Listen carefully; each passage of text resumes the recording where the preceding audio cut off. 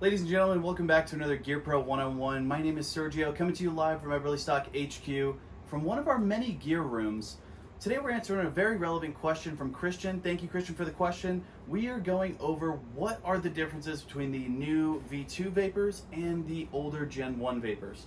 Now, right here we have an excellent example of our V2 line. This is going to be a Vapor 2500 in our Dry Earth colorway. We're going to go ahead and keep all these straps out of the way so I'm not fighting with things as I'm trying to move through this feature set with you guys. The first thing everyone's going to notice is the shape. The shape is a lot more streamlined, a little bit tapered. That way we can really facilitate the heaviest weight in our packs being pushed into our back and a little bit higher than the prior iteration. This really allows us to maximize the load carriage potential out of the F1 mainframe. The second change we're going to talk about is an aesthetic change, and that's going to be the color of the stretch material used on our vapors. The prior iteration had a little bit too much contrast. This new V2 line is definitely going to be a little more of a complementary two-tone look. And you're going to definitely see that reflected in all of our camos and all of our solids offered in the Vapor line. The third change we're going to talk about is our side pockets. Our prior iteration side pockets were a little high and made exclusively of stretch material.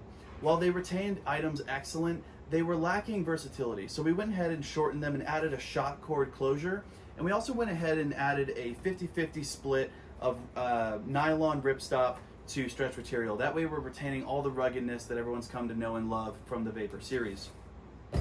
The third change we're going to talk about comes in tandem with another product that was just dropped with the Vapor V2 line, and that will be the EMod Lid. So the EMod Lid attachment points are worth noting. They are a little bit higher than they will be represented on the Gen 1s. This is just to facilitate that EMod Lid fit and finish being utilized on the V2s, though it is important to note that the Gen 1s work excellent as well. One of the other changes to mention, this is less aesthetic and more just a point to note. We did go ahead and shave as much weight as we felt comfortable doing so without compromising durability in some lower wear areas throughout the pack. So again, not anything that's going to make or break a decision-making process, but more something just to note as far as an under-the-hood change, so to speak. The last thing we're going to go ahead and talk about is the interior. So everyone that has been running a Gen 1 Vapor knows that one thing that was sorely lacking was a water bladder sleeve on the back panel. So we retained the two interior side sleeves that everyone utilized so much, and we added a third on the back. The other thing that we added is a cord closure, or excuse me, a cord organizer above all three panels. That way you can hang a water bladder, hang a zipper pouch, do whatever you need to do to really make a custom tailored solution to you and your usage. Real quick, we're gonna go ahead and pull up the Gen 1 Vapor just as a comparison. You can kind of see the change in shape and the change in taper away from the pack here.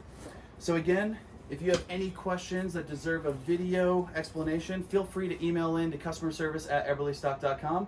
We look forward to answering your questions.